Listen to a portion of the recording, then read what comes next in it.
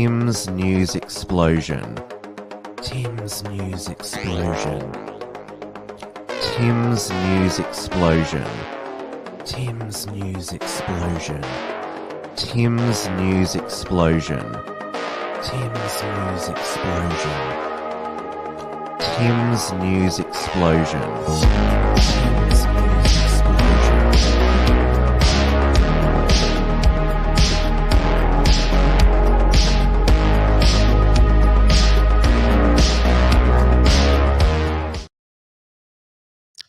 Hello, everybody, and welcome to this week's Tim's News Explosion. Today is Monday, the 25th of October, 2021. We are live, as always, on the Wilms Front YouTube and DLive channels, as well as on the Interactive Entropy software, where you can directly ask me a question and also send through a super chat. It is currently 8:30 p.m. here in Melbourne, Victoria, where Dan Andrews' lockdown has begun to end. The easing began last Friday, and his lockout of the unvaccinated has begun.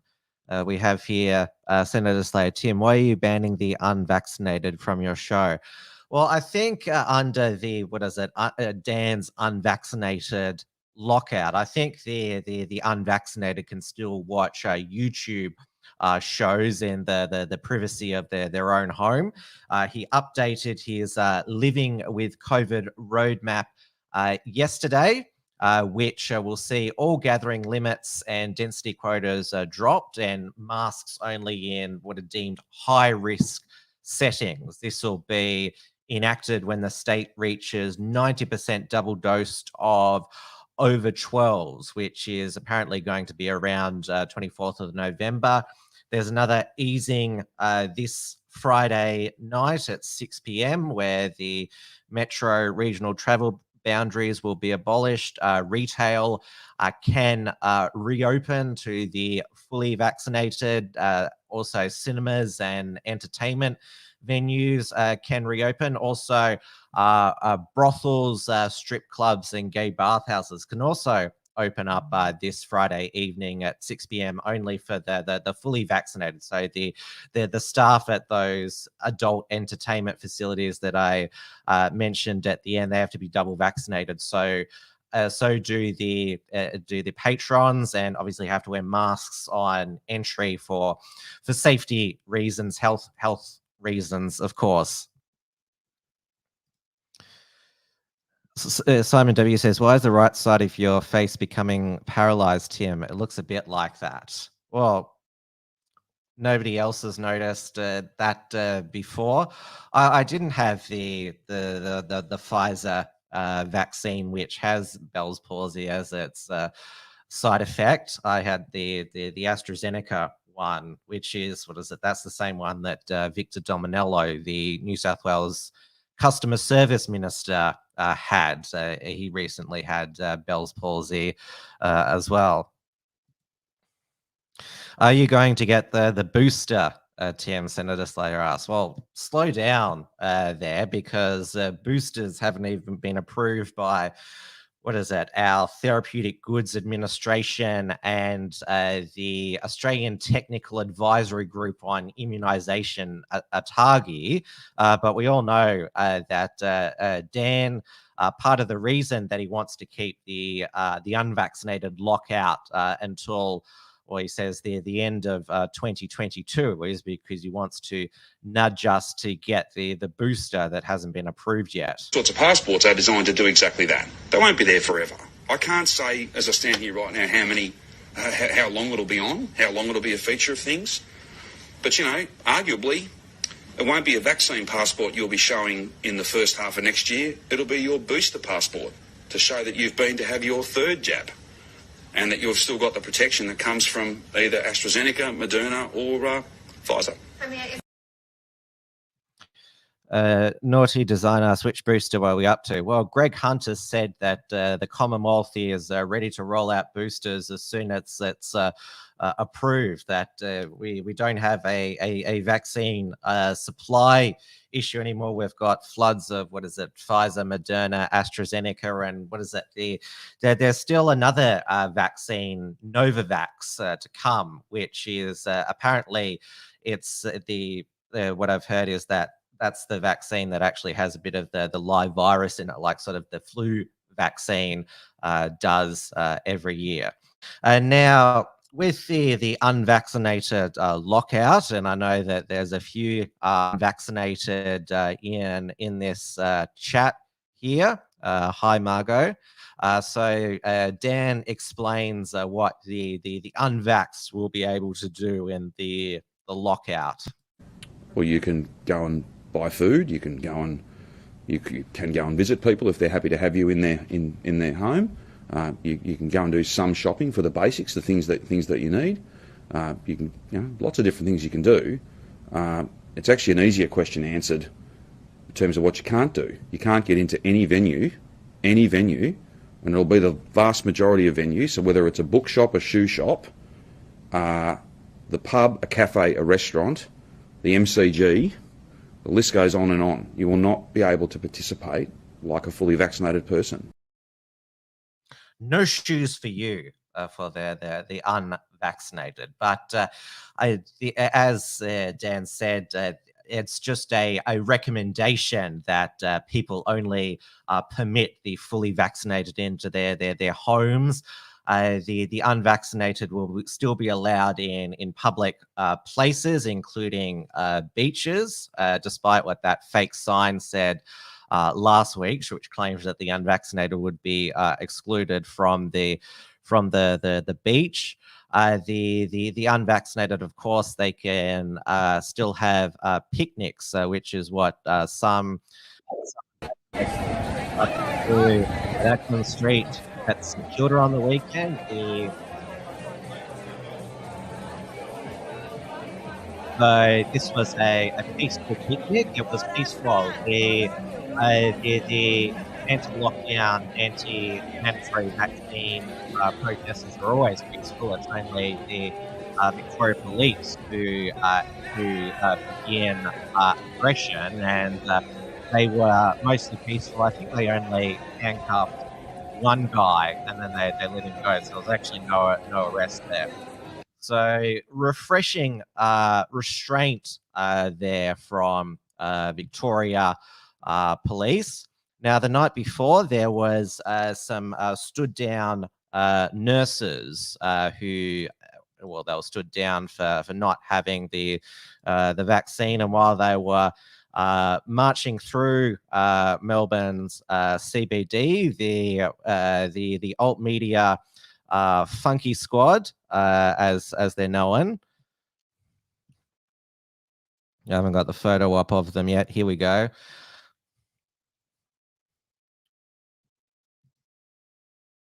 Yep, so the Real Rakshan, Ozraeli, Avi Yemeni, Topher Field, and Monica Schmidt, 88. They're doing their pose there. They reminded me a bit of No Doubt, that 90s US punk band, because there's a blonde one in that group. There's also a colored man, and then two others there as well. So that's what they reminded me of there. And obviously their journalism and activism has been widely noted, and there were a couple of diners who didn't like RB and the crew going by.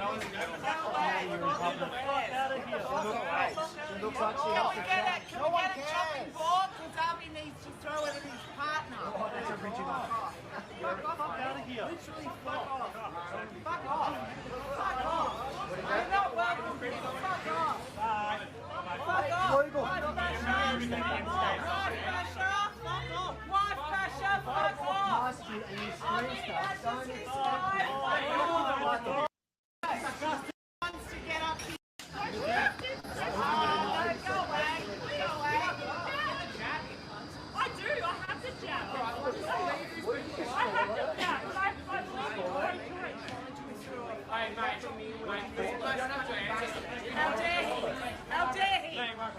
Get him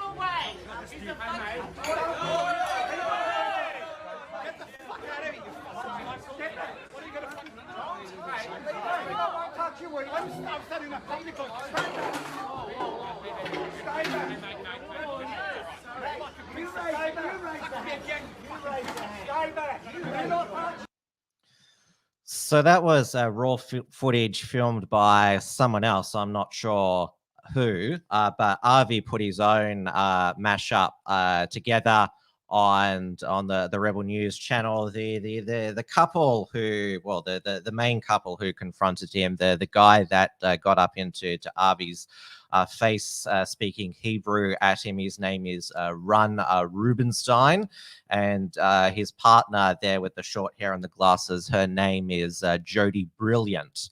And that was you saw that guy.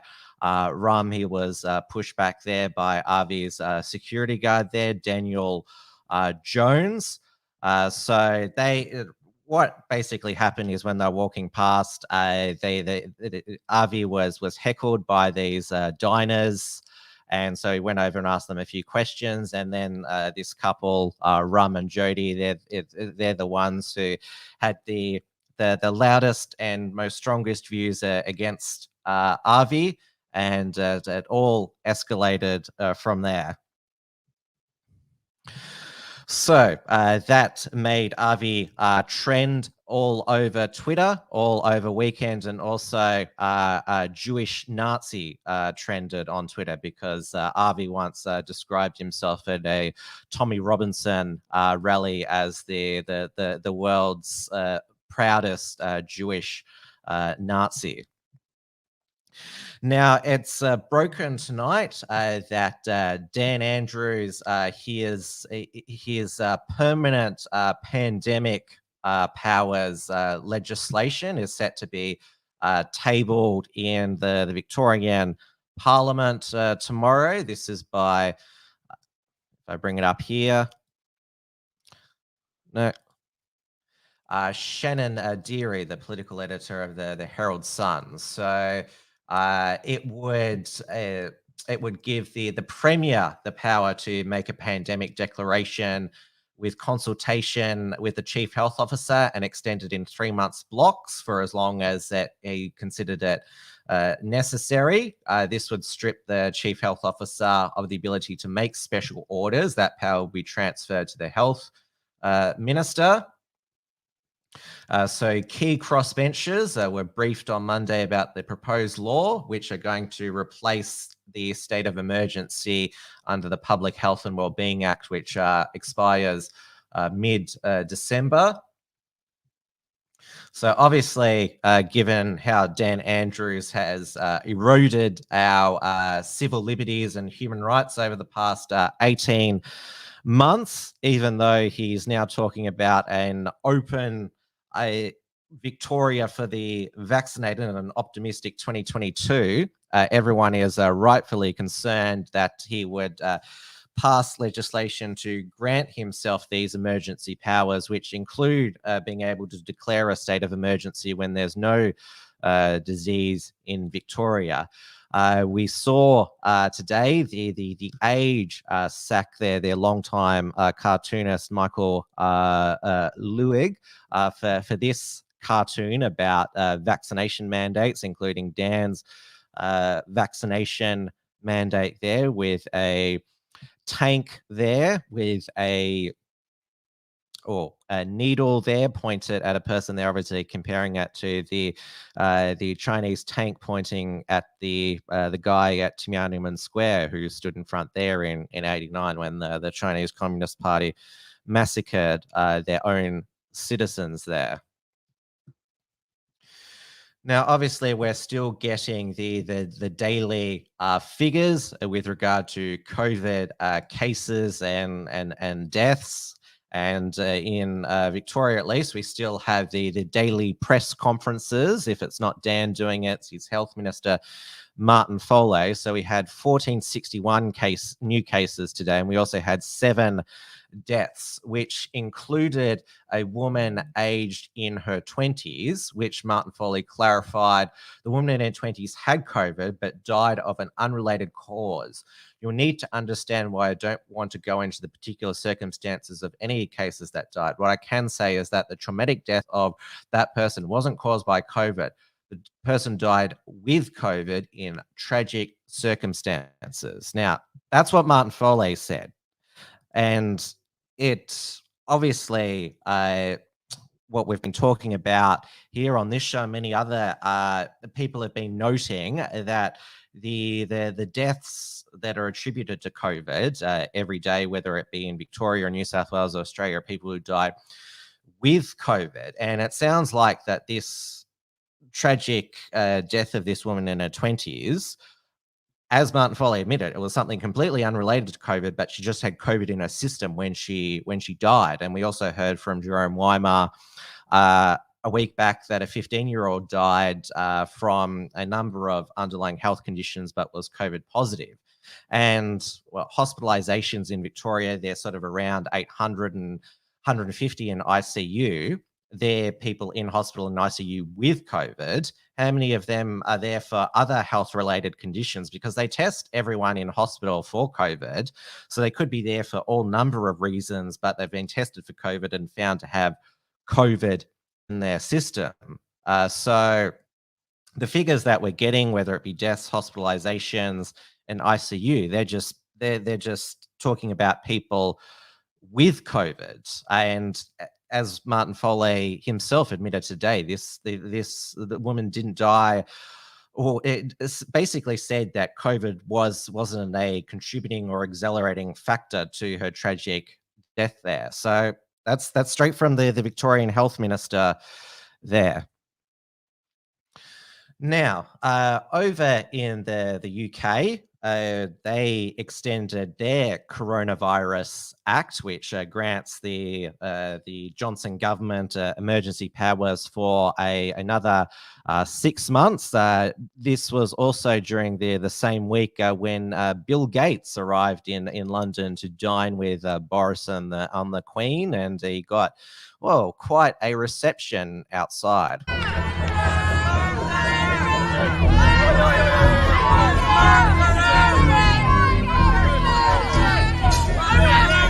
You murdering Bill Gates!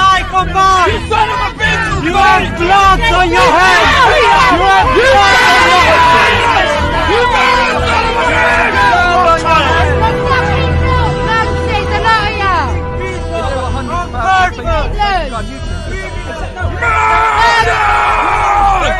We know who you are, you son of a bitch! Murder! Arrest Bill Gates! Arrest Bill Gates! Arrest Bill Gates! Arrest Bill Gates! Arrest Bill Gates! Arrest Bill Gates! Murder!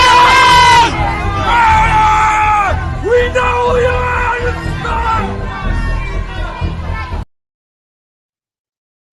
And now some people, said that Boris Johnson was there to get his 6-month software upgrades. But I did notice that after this Coronavirus Act was extended for another 6 months and Bill Gates arrived in London, the UK mainstream media invited all these scientific experts on to, well, basically lobby the Johnson government to immediately implement their winter Plan B, which is masks in crowded places, working from home, and vaccine passports, because COVID cases in the UK, they tipped over 50,000 for a couple of days. They've gone back down now to under 40,000. They've been at around 30 to 50,000 new cases per day since the UK's Freedom Day, which was a proper freedom day, and the UK does have proper freedom with no mask mandates anywhere, no vaccine passports, and this has really pissed off the health fascists and the mainstream media. And this is probably why that they really jumped the shark, not only saying that Plan B needs to be implemented immediately, but if it's not implemented immediately, there may need to be another winter lockdown. It probably is too late. We will need another winter lockdown. It was an unprecedented media campaign fueled by some fake news stories in the British newspapers, which claimed that the government was already working on Plan C, D, F, G, or whatever. So they were really pushing hard, like really making an early push because what is it? It's October 25, 2 months until Christmas in the UK. But as I mentioned, even though they did tick over to 50,000 new cases for a few days, we have seen the cases go down, and some rational modelers expect England's new COVID wave to crash soon because even without Plan B, because basically this surge is fueled by young children getting COVID who get mild illness at best because they're all back at school. And so eventually that wave will pass, the children will have natural immunity, and cases will actually crash towards Christmas there. That is the actual truth of the matter there. And all these so-called scientific experts who say, "Oh, we'll need a winter lockdown for Christmas." I mean, this was the SAGE modelling, the Scientific Advisory Group on Emergencies, who, as you can see, this is what there was their modelling for COVID hospitalizations. So 903 COVID patients were admitted to English hospitals on October 20. That's the red line there, right down the bottom. And this is the modeling here, the lower tier. And as you can see, it is way, way below. But yeah, apparently hospitalization cases and deaths are too high. And I should also remind people that COVID deaths in the UK, somebody is counted as a COVID death if they tested positive in the last 28 days. So as you can see there, the modelling was way off, but that hasn't stopped the doomsday modelers, the bedwetters, of claiming, oh, it's going to be so bad by Christmas. And we've seen with the modelling in Australia from that Dan has got from the Burnett Institute, that hospitalizations are way down than the Burnett modelling forecast on Dan's first roadmap during the month of September, and their mask study. The Burnett Institute, which claimed that mandatory masks stopped Victoria's second wave, was shredded last week because it relied on photographs from the Age Library of people walking around Melbourne with masks on when it was mandated from the government there. That was their study there. The Burnett Institute, their director, Brendan Crabtree, he still believes that COVID can be eliminated. He is still a COVID zero cultist. They believe these, even though it's being abandoned all throughout the remaining COVID zero jurisdictions here in Australia, they still believe that COVID can be eliminated, like polio and smallpox. Obviously, the last COVID zero holdouts, Western Australia, and Jacinda Ardern in New Zealand. Well, she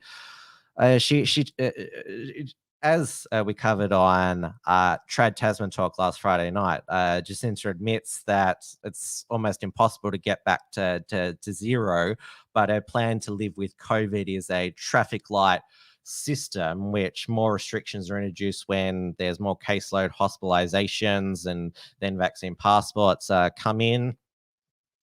And Jacinda Ardern, she was very blunt when talking about vaccine passports. This is going viral, what she said. You basically said this is going to be like, well, it's almost like, you probably don't see it like this, the two different classes of people. If you're vaccinated or if you're unvaccinated, you have all these rights. If you are vaccinated... That is what it is. So, yep. Yep, so she was pretty blunt in her answer. Shane 187 Thompson says there's just going to have another strain come out. Well, these SAGE scientists, there's the official government, UK government SAGE body, and then there's iSAGE, which is a non-government body, and then we've got in Australia OzSAGE, which has got all the COVID zero epidemiologists and other health doomsdayers as members of it, who support a vaccine plus strategy, which, well, it seems their most important value is putting masks on children in school there. Now, obviously, one of the biggest supporters of masking children right down to 2-year-olds is Dr. Anthony Fauci, head of the US National Institute of Health, Infectious Diseases and Allergies, a subset of the National Institute of Health.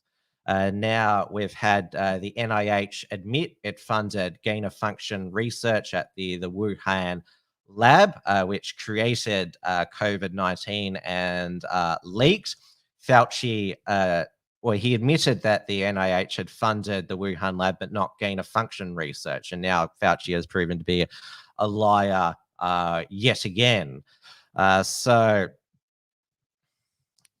we're still, like, the US media, they still interview Fauci all the time. Fauci hasn't, he did say previously that, oh, it's too early to tell whether we'll all be able to gather for Christmas, but the US infections and cases are also tracking down as well. So sort of for the lockdown fetishists and health fascists, this winter is sort of their last stand to claim that the pandemic is still going, because the way that it's heading is endemic, which means that as going back to this English modeling, that with the amount of COVID in circulation, that there's eventually going to be natural herd immunity blended in with the vaccination coverage, and it'll just become like the winter cold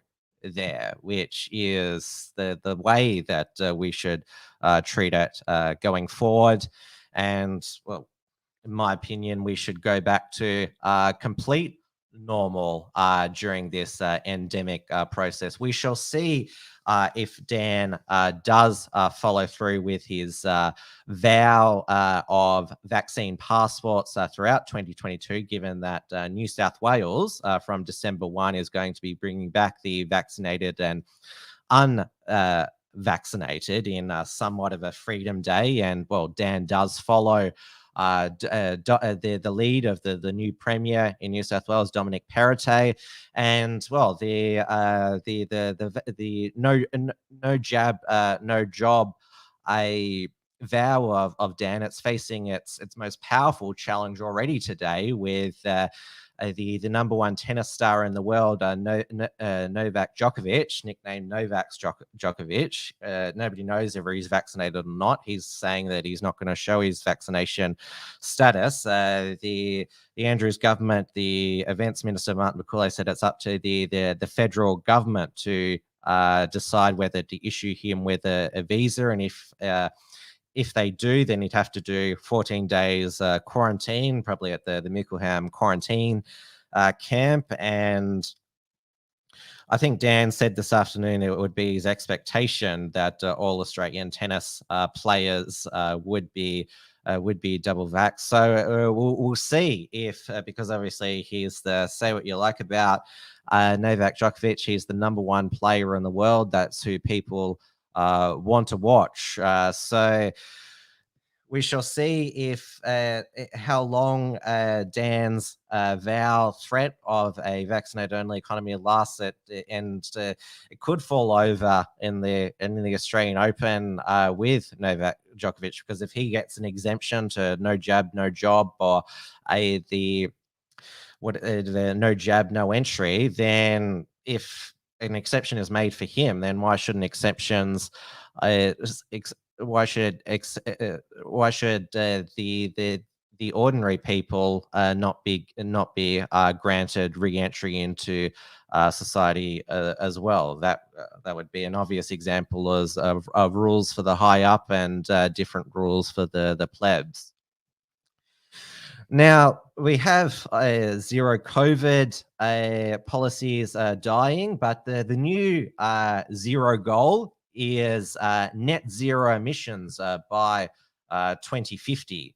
And we had the Federal National Party Room, led by Barnaby Joyce, who's their federal leader and deputy prime minister, agree to the Morrison government's policy of taking to the Glasgow Climate Summit net zero emissions by 2050. It's not going to be legislated like the Labor opposition do.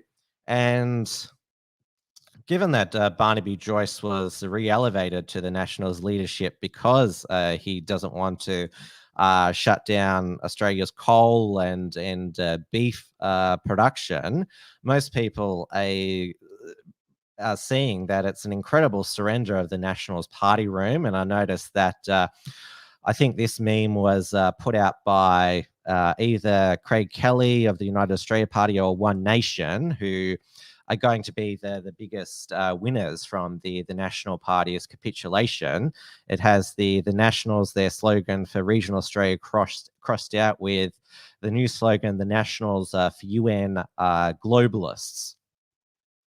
And as I've previously commented, the Morrison government's sudden conversion to net zero emissions by 2050, it basically was it was just announced by John Frydenberg one Friday, and it's just happened. And now all of a sudden it's going to be a bipartisan policy going forward when we're all focused on getting out of COVID lockdown and COVID recovery. This was just snuck through.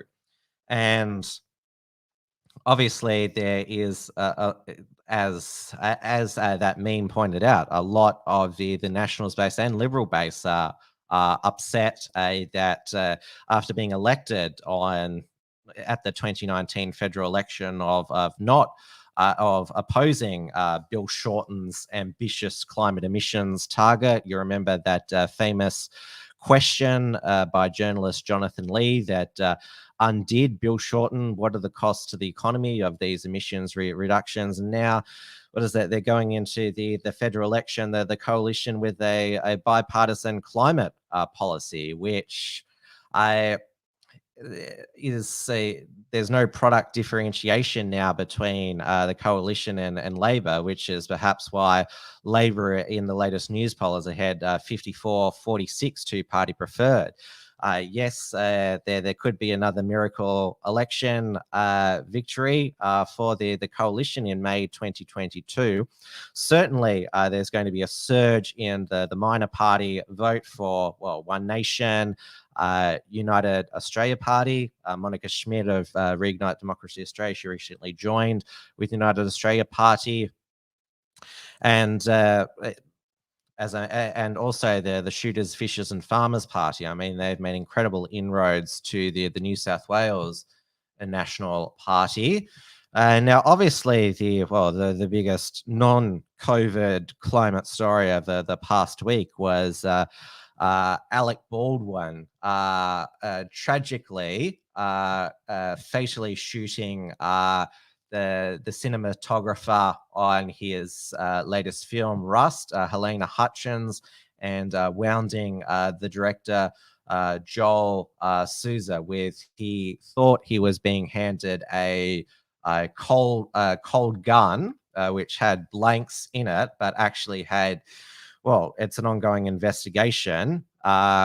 People actually thought, people think it either had live ammunition or had something in it, which, when the gun, the trigger was pulled, a projectile came out and, tragically killed Helena Hutchins and wounded director Joel Souza. And this is the first death from a gun accident on a movie set since Brandon Lee was fatally shot during the filming of The Crow in in 1993. So it's just a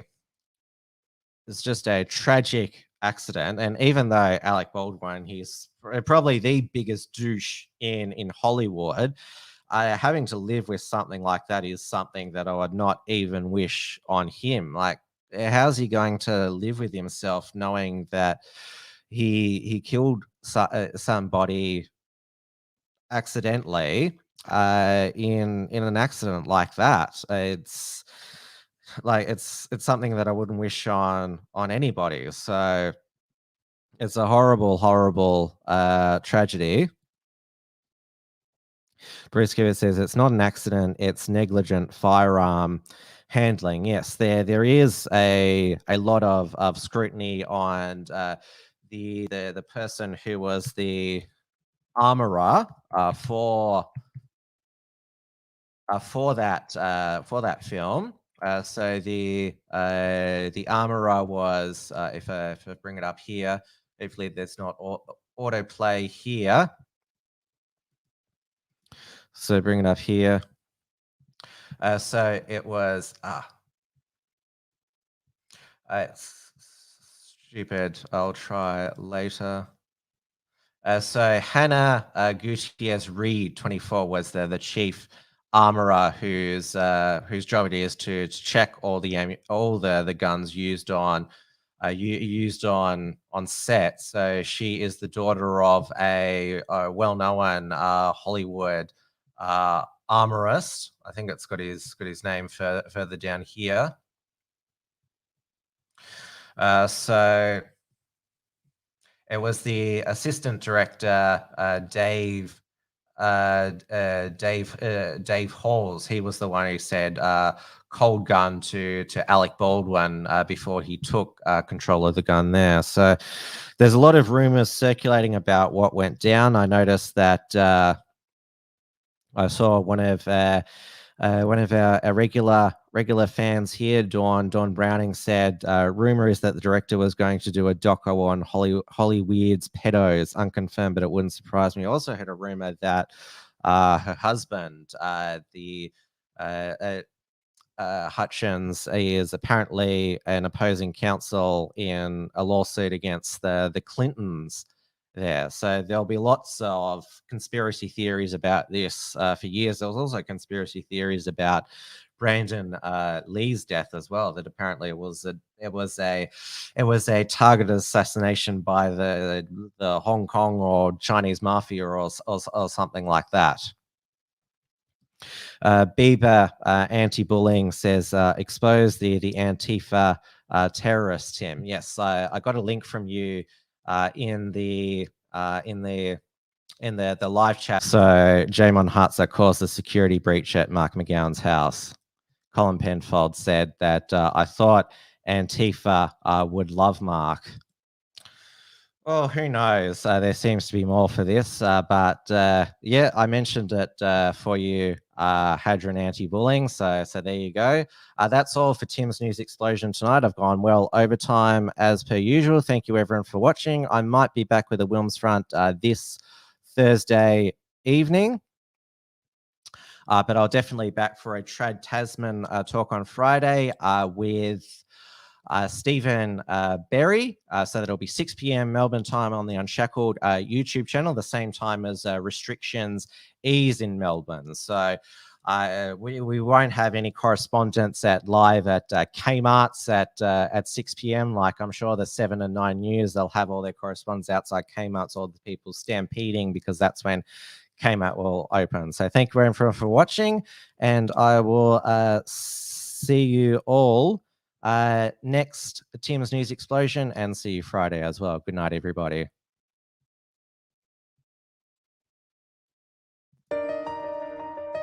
Tim's News Explosion. Tim's News Explosion. Tim's News Explosion. Tim's News Explosion. Tim's News Explosion. Tim's News Explosion. Tim's News Explosion. Tim's News Explosion.